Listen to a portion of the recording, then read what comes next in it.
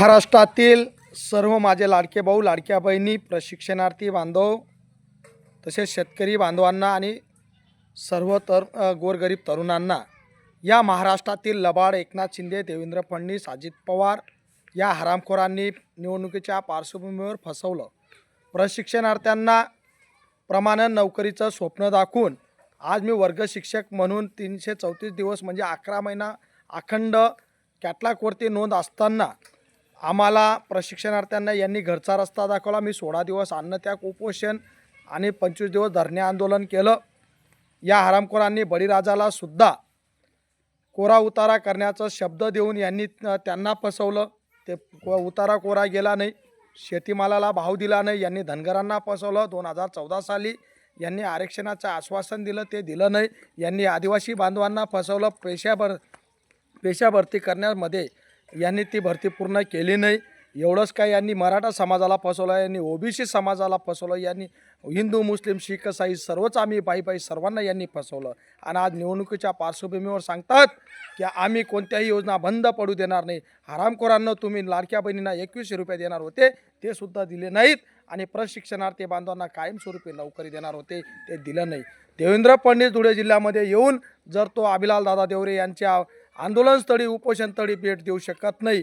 माझं 16 दिवसाचं आंदोलन अन्नत्याग असताना मला बाळासाहेब प्रकाश आंबेडकर यांनी त्यांनी प्रत्यक्षात सांगितलं की दादा तुमच्या तब्येत खालावली. माझा 10 वर्षाचा मुलगा राजेश, भाग्यश्री, धर्मपत्नी कविता आणि आई आसरताई, बहीण पवित्राबाई माझ्यासोबत असताना माझी तब्येत खालावली. आणि या हरामखोरांनी धुळ्याला येऊन सुद्धा देवेंद्र फडणवीस मला भेट देऊ शकत नाही. म्हणून आम्ही त्यांचा जय निषेध आणि प्रकाश आंबेडकर साहेबांच्या विनंती खातर आणि धनगर समाजाचे नेते दीपक बोराडे साहेब यांच्या विनंती खातर आम्ही आंदोलन तात्पुरतं स्वरूपात थकीत केलं.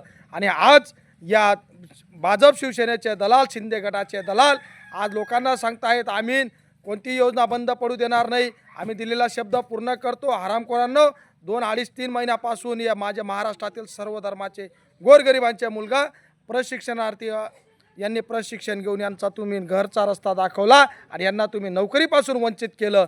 आणि आज मुदत वाढण्याचा शब्द देतात. हरामखोरांना मतदानाच्या वेळेस तुम्ही किती खोटं बोलणार, तुमचे दलाल किती खोटं बोलणार, यांना सुद्धा तुम्ही त्यांची अवकाश दाखवल्याशिवाय शांत बसू नका. एवढेच मी प्रशिक्षणार्थी बांधवांना आणि शेतकरी राजांना, माझ्या लाडक्या बहिणी लाडक्या भावांना सुद्धा आव्हान करत आहे. आणि येणारा काळ यांच्यासाठी माघात घाला, यांना त्यांची अवकाश दाखवून द्या. तुम्हाला मी भारतीय राज्यघटनेच्या आधारावर कलम क्रमांक 14, 16, 19, 21, 23, 39, 41, 43, 46, 51 हे जे आंतरराष्ट्रीय युडार 1948 अनुच्छेद 2, 23 आणि 25 नुसार आपण याचिका दाखल करून अभिलाल दादा देवरे तुम्हाला कायमस्वरूपी नोकरी भारतीय राज्यघटनेच्या आधारावर आणि कोर्टाच्या माध्यमातून 100% मिळवून देईल.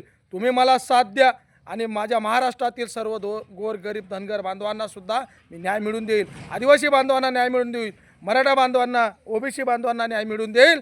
बळीराजाला आणि एवढंच काय, माझ्या लाडक्या बहिणी लाडक्या भावांना सुद्धा न्याय मिळवून देईल.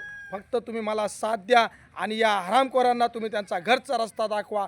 150 वर्षे राज्य करणाऱ्या इंग्रजांना जरी आपण सडोकी पडो करू शकतो, आंदोलन उपोषणामध्ये एवढी ताकद आहे. माझ्या महापुरुषांनी आपल्याला स्वातंत्र्य मिळवून दिलेलं आहे. हे काय अमृत पिऊन आले काय? हे देवेंद्र फडणवीस, नरेंद्र मोदी, अजित पवार, एकनाथ शिंदेच्या दलालांना सुद्धा आपण निवडणुकीमध्ये तडीपार केल्याशिवाय शांत बसू नका. एवढंच मी तुम्हाला जाहीर आव्हान करतो. आणि येणारा काळ आपल्यासाठी 100% यशस्वी करण्यासाठी तुम्ही मला पाठबळ द्या, एवढीच विनंती करतो. इथंच थांबतो. जय हिंद, जय भारत, जय संविधान, जय मल्हार, जय भीम, जय महाराष्ट्र.